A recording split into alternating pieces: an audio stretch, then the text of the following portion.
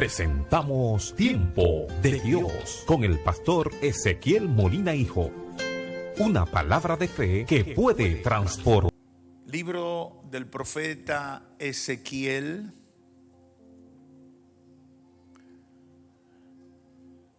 capítulo 33. Gloria a Dios. Voy a predicar por quinta ocasión con el tema renovación espiritual. Capítulo 33, verso 23 de Ezequiel. Dice la Escritura: y vino a mí palabra de Jehová diciendo: Hijo de hombre, los que habitan aquellos lugares asolados en tierra de Israel hablan diciendo: Abraham era uno y poseyó la tierra, pues nosotros somos muchos, a nosotros nos es dada la tierra en posesión. Por tanto, diles: así ha dicho Jehová el Señor: comeréis con sangre, y a vuestros ídolos alzaréis vuestros ojos, y derramaréis sangre, y poseeréis vosotros la tierra. Estuvisteis sobre vuestras espadas, hiciste abominación, y contaminasteis cada cual a la mujer de su prójimo, y habéis de poseer la tierra. Así le dirás: así ha dicho Jehová el Señor: vivo yo que los que están en aquellos lugares caerán a espada, y al que está sobre la faz del campo entregaré a las fieras para que lo devoren. Y los que están en las fortalezas y en las cuevas de pestilencia morirán. Y convertiré la tierra en desierto y en soledad, y cesará la soberbia de su poderío. Y los montes de Israel serán asolados hasta que no haya quien pase. Y sabrán que yo soy Jehová, cuando convierta la tierra en soledad y en desierto, por todas las abominaciones que han hecho. Pueden tomar asiento. Gloria a Dios. Quiero hablar por unos minutos con el tema renovación espiritual, quinta parte. Esta mañana continuamos esta serie de predicaciones que el Señor ha puesto en mi corazón desde la iglesia de la Romana, como parte de un llamado a la iglesia sobre la necesidad de una renovación espiritual. Estuvimos hablando de las razones que nos llevan a rechazar la confrontación amorosa de Dios ante la conducta impía y falsa que muchas veces pretendemos cubrir con nuestra religiosidad.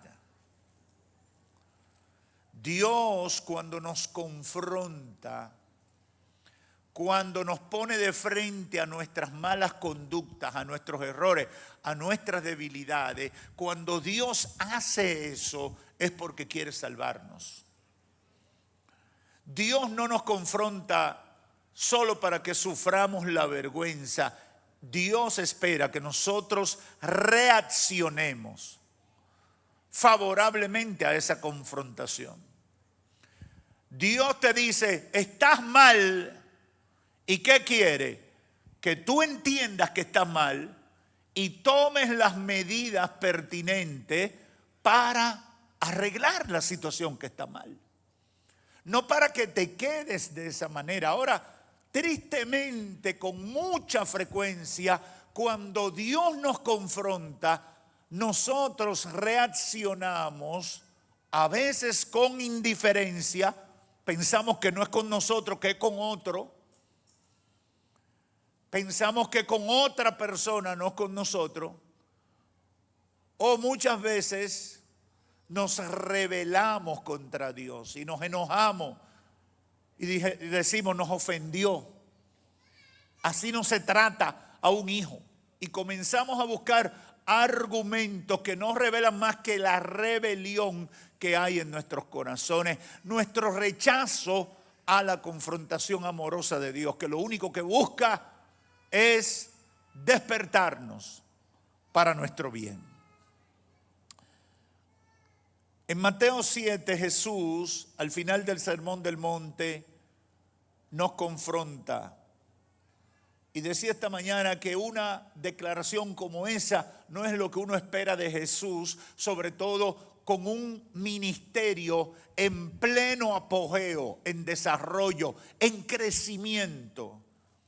Al final del Sermón del Monte, Jesús se levanta en el capítulo 7, verso 21, y dice: no todo el que me dice, Señor, Señor, entrará en el reino de los cielos, sino el que hace la voluntad de mi Padre que está en los cielos.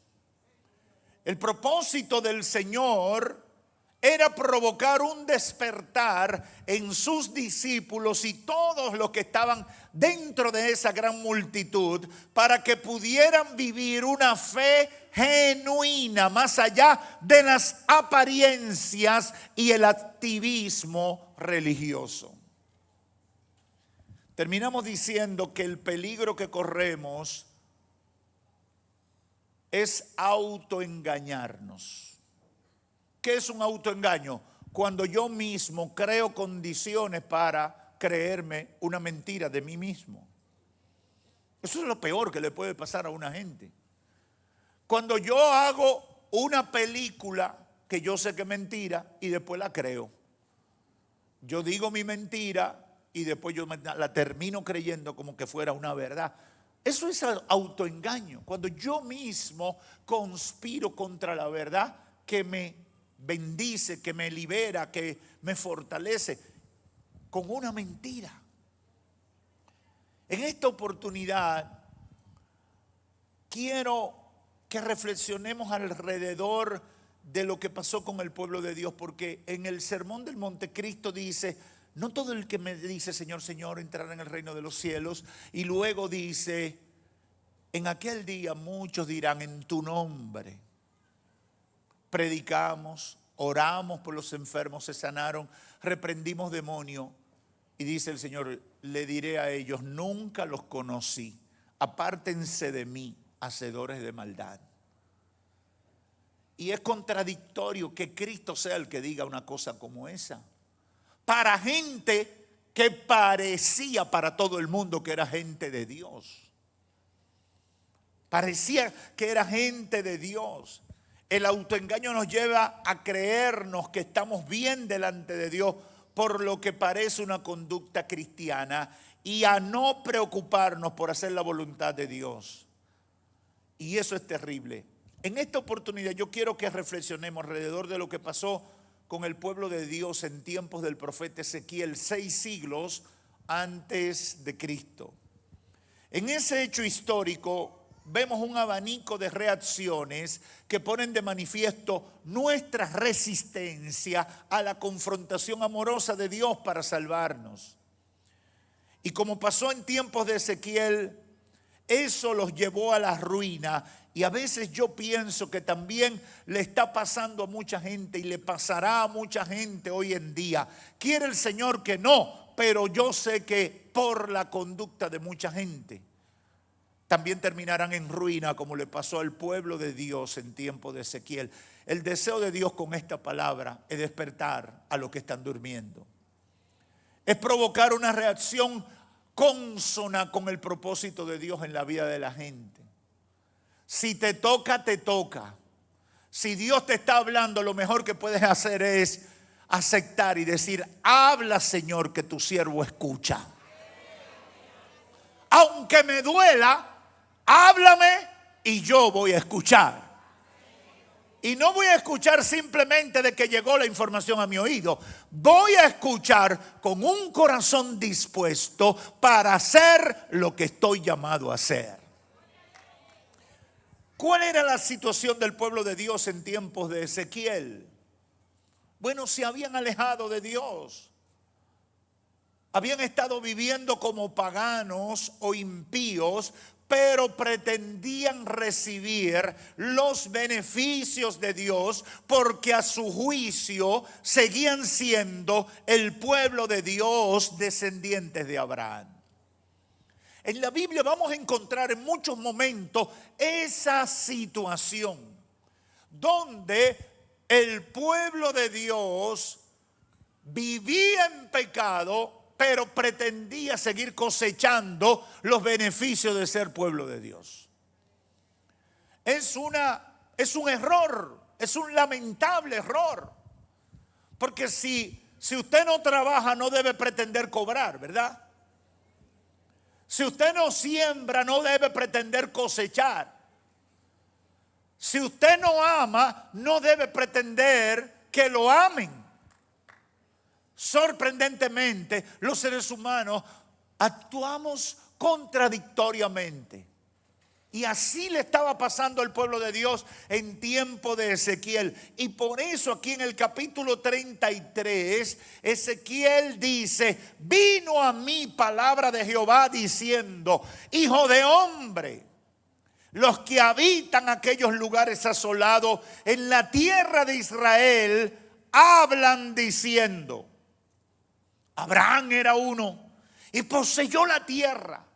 Pues nosotros somos muchos, a nosotros nos es dada la tierra en posesión. Ellos están comparando con Abraham. Lo que están diciendo: si Dios bendijo a Abraham, ¿por qué tenemos nosotros que estar mal? Dios también tiene que bendecirnos a nosotros. Dios bendijo a Abraham, que era uno. Nosotros somos muchos hijos de Dios. A nosotros nos debe bendecir más. ¿Por qué lo hacían? Estaban mal, estaban en crisis por causa del pecado, pero no terminaban de sincerizarse y no terminaban de identificar la razón de su tragedia. Qué triste es que una gente esté sufriendo por una acción mala, por una mala conducta que tiene, y usted ve que sigue y sigue creyéndose que se va a sanar, pero lo que hace es para empeorar su situación. Qué triste es eso. Eso es muy triste. Eso era lo que estaba pasando con el pueblo de Dios en ese momento. Y el Señor le dice a través de Ezequiel: por tanto diles, verso 25, dile, Ezequiel, dile a ellos: así ha dicho Jehová el Señor, comeréis con sangre, y a vuestros ídolos alzaréis vuestros ojos, y derramaréis sangre, y poseeréis vosotros la tierra. ¿A qué se estaba refiriendo? A cosas que eran pecado, a cosas que eran abominables a los ojos de Dios, a cosas que Dios rechazaba, que ellos estaban haciendo. Y Dios le dice: ustedes van a seguir en eso y piensan que van a cosechar bendición de Dios. Y sigue diciendo el verso 26: estuvisteis sobre vuestras espadas, hiciste abominación y contaminasteis cada cual a la mujer de su prójimo. ¿Y habréis de poseer la tierra? Dios le está diciendo: pero ustedes sí tienen la cara dura. Haciendo lo que hacen, pretenden que yo los bendiga. Haciendo lo que hacen, que ustedes saben que es abominable a mis ojos, ustedes pretendan cosechar la bendición de Dios. El verso 27 dice: Ezequiel, les dirás esto. Yo le añadiría: para que se bajen de la nube. Así ha dicho Jehová: vivo yo, que los que están en aquellos lugares asolados caerán a espada. Y al que está sobre la faz del campo entregaré a las fieras para que lo devoren.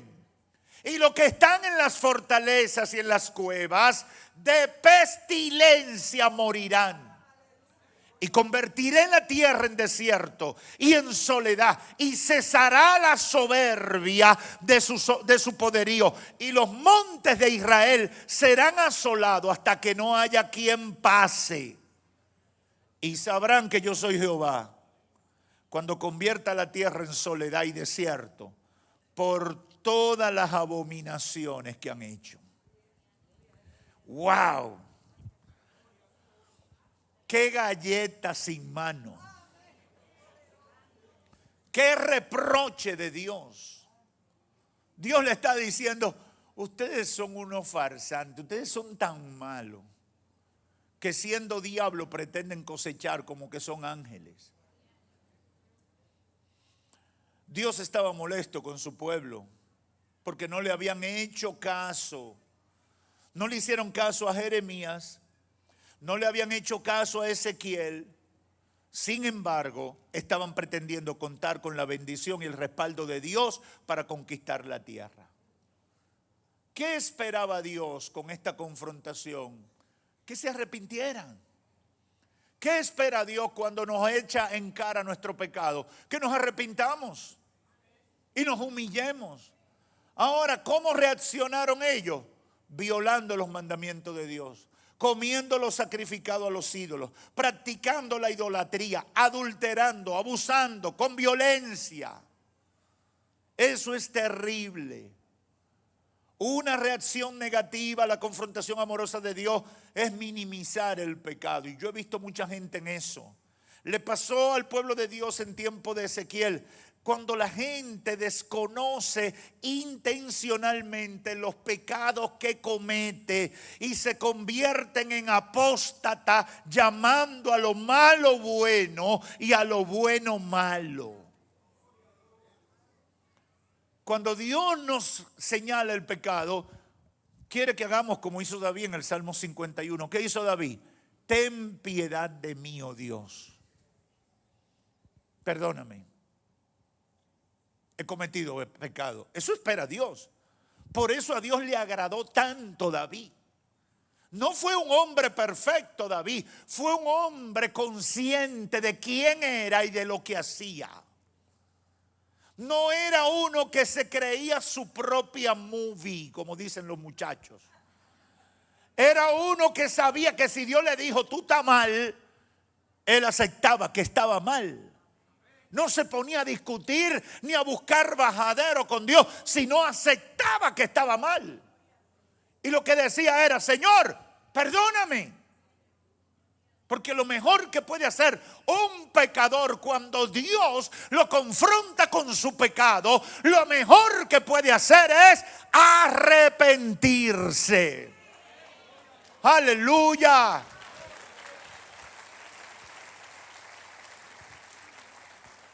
Ahora, una de las cosas que el Espíritu Santo ha estado ministrando en mi espíritu durante estos días que he hablado de este tema es la triste reacción de nosotros los seres humanos que con frecuencia no queremos arrepentirnos ni aceptar la culpa de nuestras faltas, sino que queremos buscar argumentos para justificar nuestro mal proceder. Y eso es terrible. Y uno de los argumentos que usamos es minimizar el pecado. No, pero yo hablé mal de fulano, pero yo no hablé tan mal. Yo hablo mentira, pero no siempre, pastor, solo a veces cuando es necesario. Yo robo, pero no robo como fulano. Fulano ese es un ladronazo, pero yo no. Yo robo un poquito.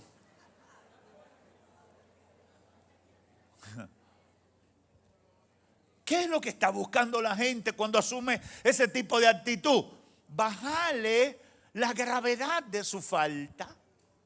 Bajarle la intensidad de su falta, según ellos, porque según Dios eso no es posible. Según ellos, bajarle la intensidad a su pecado para justificarse, para no obtemperar a el llamado, a la confrontación que Dios le está haciendo. Y eso pasó en tiempos de Ezequiel. Ellos dijeron, bueno, nosotros sacrificamos cosas a los ídolos, nosotros le prendemos su vela a la Virgencita Santísima que celebra el 21, pero nosotros vamos a la iglesia.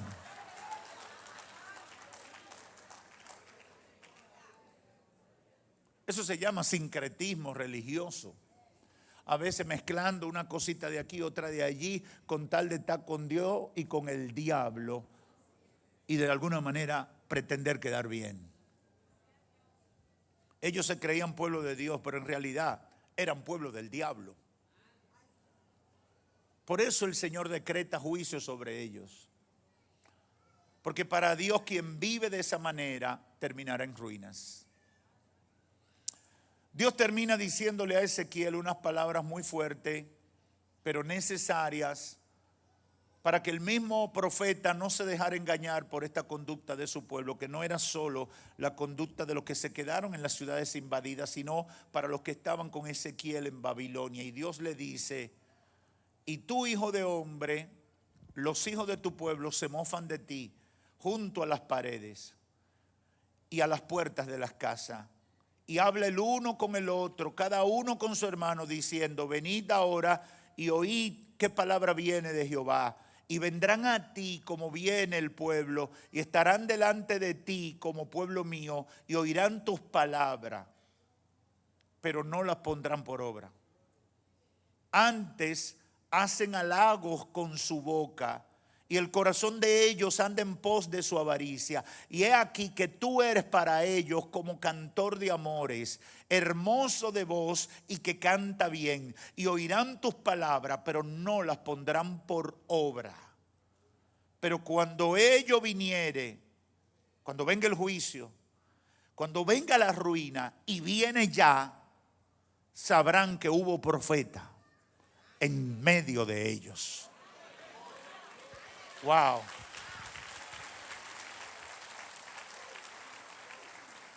Yo quisiera decir tantas cosas sobre eso, pero tengo que limitarme. Pero Dios le está diciendo, esa gente ha caído en una condición tal que le sonríen al profeta, pero lo acaban por detrás. Se sientan a escuchar palabra de Jehová y dicen gloria a Dios y aleluya, pero no le hacen caso para nada, porque en su vida reflejan todo lo contrario. Cuando yo meditaba en esto y el Espíritu Santo trataba conmigo, yo decía, Dios mío, qué fuerte está eso. Pero fue lo mismo que vio Jesús cuando terminó de dar el sermón del monte. Y por eso Cristo habló tan fuerte en el verso 21 del capítulo 7 de Mateo, cuando dice, no todo el que dice Señor, Señor entrará en el reino de los cielos.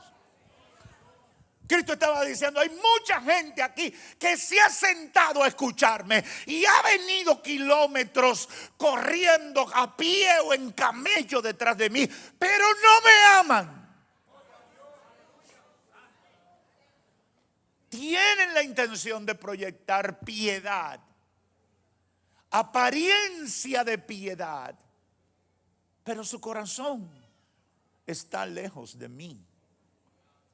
Porque no está el asunto en quien dice Señor, Señor, sino en el que hace la voluntad de mi Padre.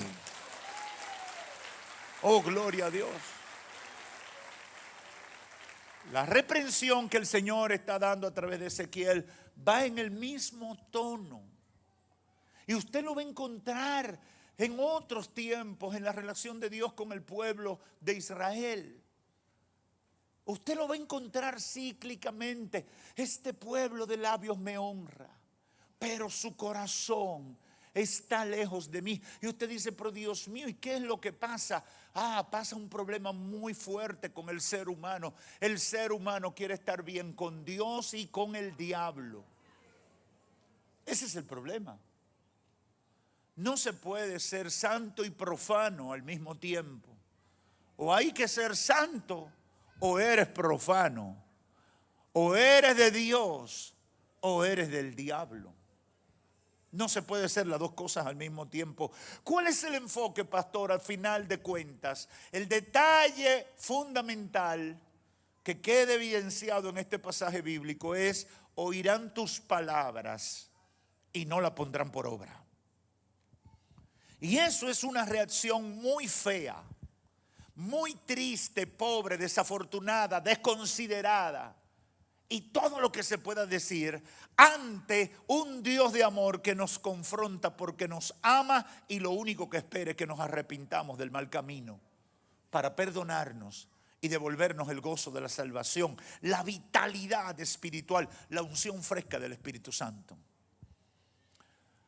La vida cristiana no es religión, es relación sincera con Dios.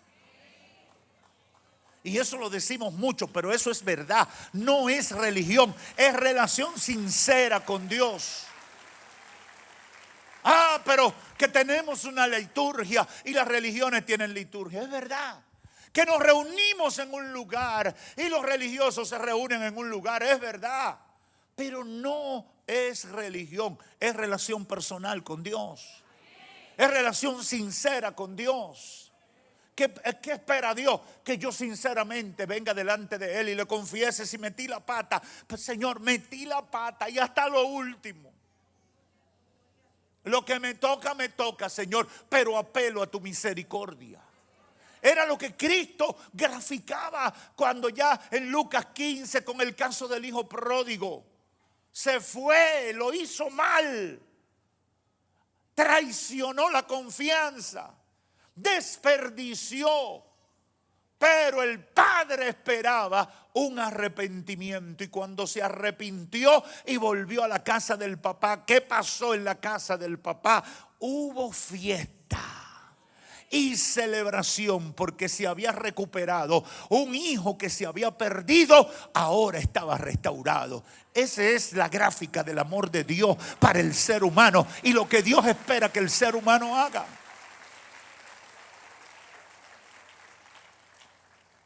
Quiero concluir con dos ideas fundamentales de lo que el Espíritu, tres, de lo que el Espíritu Santo ha ministrado a mi espíritu con todo esto. Número uno, dos de los peores errores que pueden cometer los seres humanos es rebelarse contra Dios cuando son confrontados o hacérselo desentendidos e indiferentes frente a la confrontación de Dios. Con mucha frecuencia veo esa conducta en la gente del siglo XXI. Con mucha frecuencia. Todos debemos saber que la justicia divina, cuando tiene un expediente en contra de una persona, la justicia divina es justa y es verdadera. En el sistema judicial de este país te pueden inventar un expediente. Te pueden poner una prueba manipulada para acusarte. Y tú puedes ser víctima de una triquiñuela judicial. Pero cuando Dios, cuando la justicia divina tiene un expediente contra ti, es justo y es verdadero. ¿Qué usted quiere decir con eso, pastor? Que no debemos inventar con alegatos. No podemos inventar con argumentos baladíes frente a la justicia divina. Si Dios dice, estás mal, ¿qué yo tengo que hacer? Bajar la cabeza. Si Dios dice, estás en pecado, yo tengo que asumir mi responsabilidad y no empezar con discusiones estériles con Dios. Simplemente, perdóname, Señor. Perdóname, por eso me refiero tanto a David. Porque cuando el profeta Natán le dice, tú eres ese pecador, abusador, que le quitó la mujer a un inocente, David le pudo volar la cabeza y nadie iba a protestar. Pero David se quebró. Se quebró ahí. Y dijo, sí, es verdad. Perdóname, Señor. Contra ti solo he pecado y he hecho lo malo delante de tus ojos. Ten piedad de mí, oh Dios, conforme a tus misericordias. pecado he sido concebido, he hecho lo malo delante de ti. Y a Dios le agradó eso. Y a Dios le agradó, porque eso es lo que Dios espera. Eso es lo que Dios espera. Lamentablemente, por temor al que dirán, por no admitir nuestras debilidades, por creernos nuestras propias mentiras, por autoengañarnos, permanecemos en nuestra conducta pecaminosa. Tratamos de esconderla, tratamos de justificarla, tratamos de pasarle paño tibio, como decimos. Y yo he venido a decirte, la justicia divina, cuando tiene un expediente contra una persona, es justa y es verdadera, es irrefutable, por lo que reaccionar revelándonos o haciéndonos los desentendidos es un error. Es un error. En segundo lugar, Dios nos confronta para producir arrepentimiento en nosotros, para producir dolor y humillación que nos hagan merecedores del perdón. Cuando Cristo le dice a toda esa gente en el Sermón del Monte, de acuerdo a Mateo 7, no todo el que me dice Señor entrará en el reino de los cielos. Lo que Cristo buscaba es que nadie terminara de esa manera, que todo el que estaba ahí entendiera cuál era el verdadero llamado de Dios para su vida. ¿Cuál era el propósito de Dios para ellos? Cristo no quería que de esa multitud se quedara la mitad.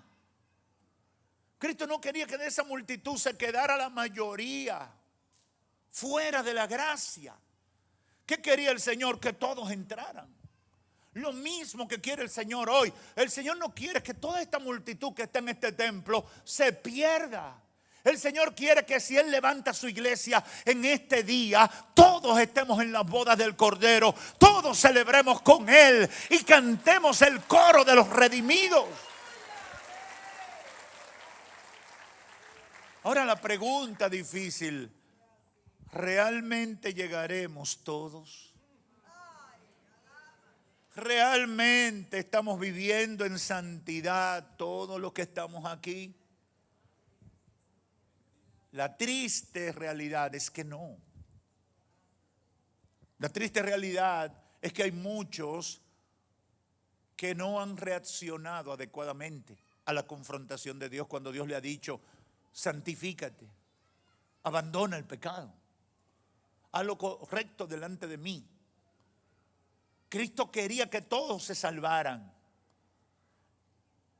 Y de la misma manera es el plan de Dios. Dios no quiere que la gente que escuche el mensaje de salvación y lo acepta termine como un fraude. Qué triste es encontrarse con un cristiano que por años exhibió cualidades de un verdadero creyente, de un verdadero siervo de Dios, de una verdadera sierva del Señor, y de repente usted se da cuenta que es un fraude.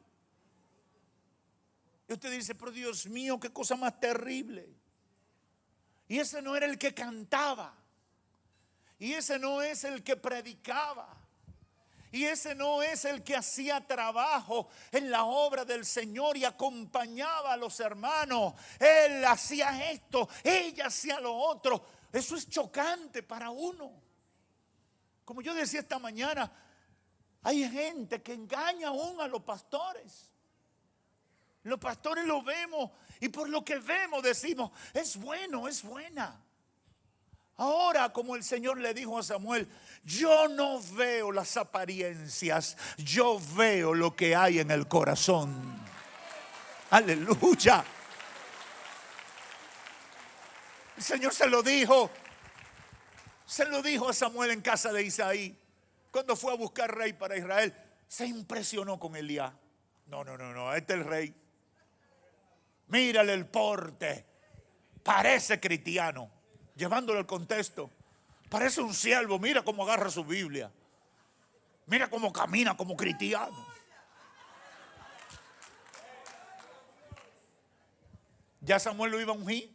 Este es el siervo. Vamos a derramar el aceite. Y la voz de Dios tronó. ¡Hey, Samuel! Te están engañando tus ojos. Ahí hay un paquete que es falso. Yo no miro las apariencias. Yo miro lo que está dentro. Aleluya.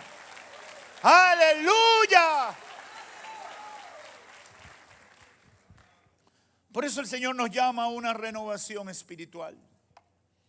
Porque lo que hemos estado diciendo en todos estos días es que las batallas, las dificultades, el paso del tiempo muchas veces van haciendo mella en nosotros. Y le voy a poner un ejemplo. Después que tres evangélicos lo engañan a usted, usted no cree en el cuarto. ¿O soy yo el único malintencionado? Alaba.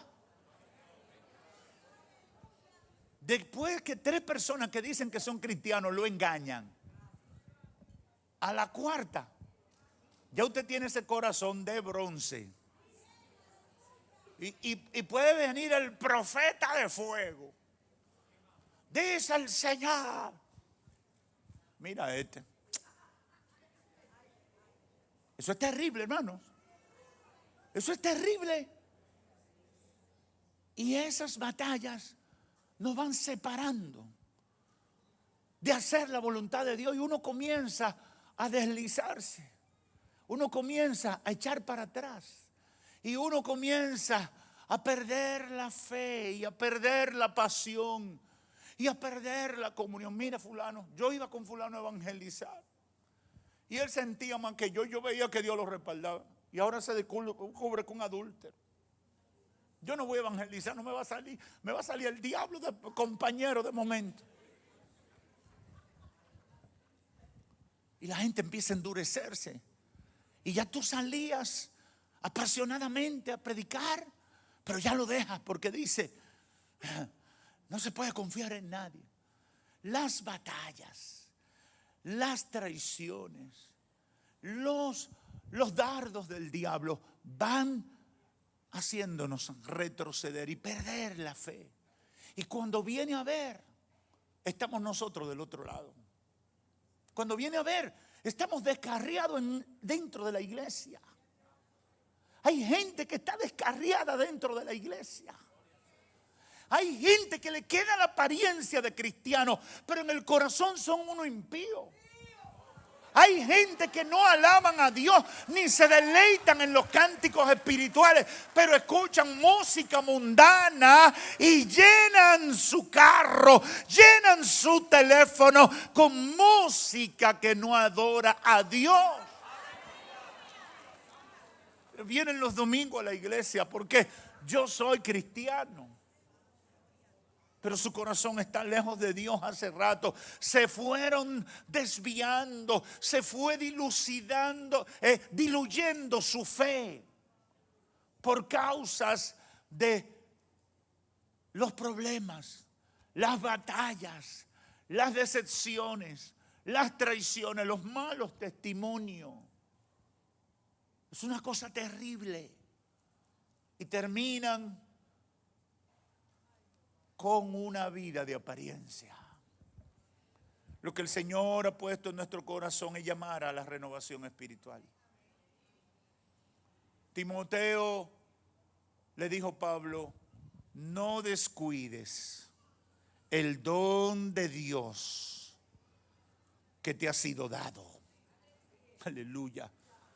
Timoteo, Timoteo, vienen tiempos difíciles. Vienen tiempos muy confusos, Timoteo. Yo me voy para el cielo. Mi partida está cerca. Pero en los postreros tiempos, Timoteo, habrá gente muy mala. Muy mala, según de Timoteo 3. Amadores de sí mismos. Vanagloriosos, avariciosos. Gente terrible vendrá, Timoteo, pero tendrán apariencia de piedad. Parecerán gente buena y de Dios. Y yo te aconsejo que los evite porque te van a destruir y van a arruinar el proyecto de Dios en tu vida. Es una realidad espiritual. Y por eso en la primera carta Pablo le insiste: aviva el don de Dios que hay en ti. ¿Tú sabes por qué? Porque los malos cristianos, los malos ejemplos, los falsos, terminan dañando a la gente que sinceramente está buscando de Dios. Hay mucha gente que ha estado sinceramente buscando de Dios y hoy están apartados, hoy están fríos, hoy están distraídos espiritualmente porque no pudieron soportar el impacto negativo de un instrumento de Satanás que no vivió lo que predicó y que fue un fraude espiritualmente hablando. Y yo he venido en el nombre del Señor a declararle a la iglesia: vamos a renovarnos espiritualmente, vamos a avivar el fuego de Dios en nosotros, vamos a apasionarnos con Dios para que lo malo no llegue.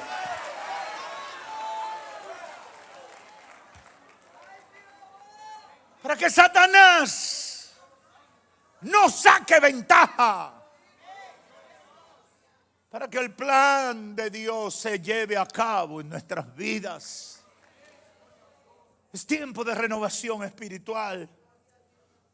Hoy estoy aquí en tercer lugar como un atalaya, como un centinela, con un llamado de alerta para aquellos que están viviendo en pecado y aparentan presentarse como gente de Dios.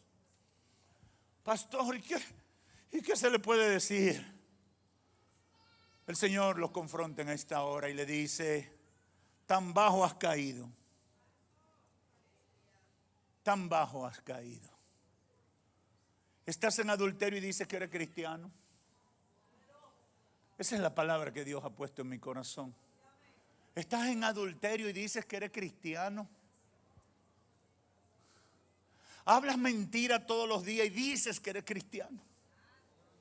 Consumes pornografía y dices que eres un siervo de Dios y que quieres que la gloria de Dios esté sobre ti.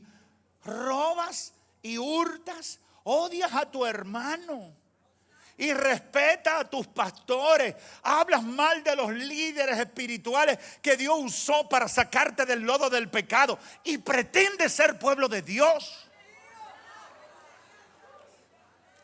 Esa es la palabra que Dios ha puesto en mi corazón. Esa es la palabra. Pretende ser pueblo de Dios con todo lo que hace. Tú pretendes ser pueblo de Dios. El Señor está diciendo: arrepiéntete. Hoy te ofrezco una renovación espiritual mientras dura la gracia, porque cuando termine la gracia, la ruina vendrá sobre tu vida. Termino diciéndole a todos los que me escuchan, amigos y hermanos, el deseo de Dios es que todos seamos salvos. Ese es el deseo de Dios. Y eso significa, o eso se traduce en que los que viven en pecado necesitan arrepentirse de sus malos caminos y volverse a Dios. No importa quién sea. Eres pecador, tienes que pedirle perdón al Señor. Pero que yo tengo 10 años en la iglesia, pídeselo. Ay, pero ¿qué van a decir de mí? Que digan lo que sea, pero que digan al final: un pecador que se arrepintió a tiempo y por eso llegó al cielo. Eso es lo que deberían decir de ti. Un pecador que se arrepintió a tiempo y lo alcanzó la gracia, lo alcanzó la misericordia, lo alcanzó el amor de Dios. Los que viven en pecado deben arrepentirse. Para Dios no son importantes las apariencias religiosas. La apariencia es una evidencia de lo que ocurrió adentro, de lo que ha estado ocurriendo adentro.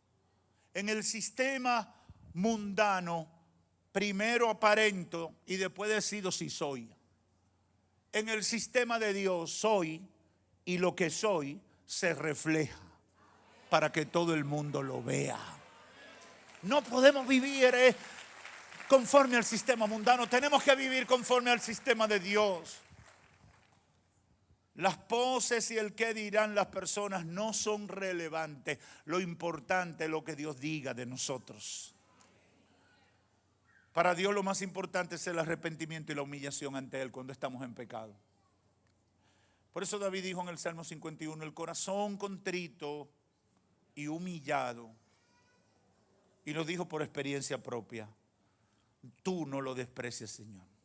Ya yo sé, se lo puedo decir a todos los que han metido la pata como yo. Me imagino que decía David. El corazón contrito y humillado, tú no lo rechazas. Porque si tú hubieras rechazado a los pecadores como yo no estuviera aquí. Pero Él fue cubierto con la gracia y la misericordia. Y lo daba como testimonio para todo el mundo. Dios está buscando sinceridad de corazón para darnos la salvación de nuestras almas. Y por eso le digo a los amigos, conviértanse a Cristo ahora. Conviértanse de corazón. El Señor no espera que tú seas un hombre o una mujer perfecta. El Señor espera que tú seas un pecador arrepentido y humillado. Que cada vez que te das cuenta de algo que está mal en ti, lo endereza, lo arregla porque tú quieres agradar a Dios. No todo el que dice Señor, Señor entrará en el reino de los cielos, sino el que hace mi voluntad. Eso es lo que debemos aspirar nosotros. Esa debe ser la meta. Y yo le digo a los amigos, se puede. Se puede. Yo no sé si alguien está de acuerdo conmigo en este templo. Se puede. No por nuestra fuerza, sino por la ayuda del Espíritu Santo. No por nuestras capacidades, sino por el poder del Espíritu Santo obrando en nosotros. Se puede. Hay esperanza. La iglesia de Cristo está formada por muchos que estuvieron muertos en delitos y pecados. Pero, oh maravillosa gracia, gracia sobreabundante que lo alcanzó para salvarlos, perdonarlos, restaurarlos y darle la salvación.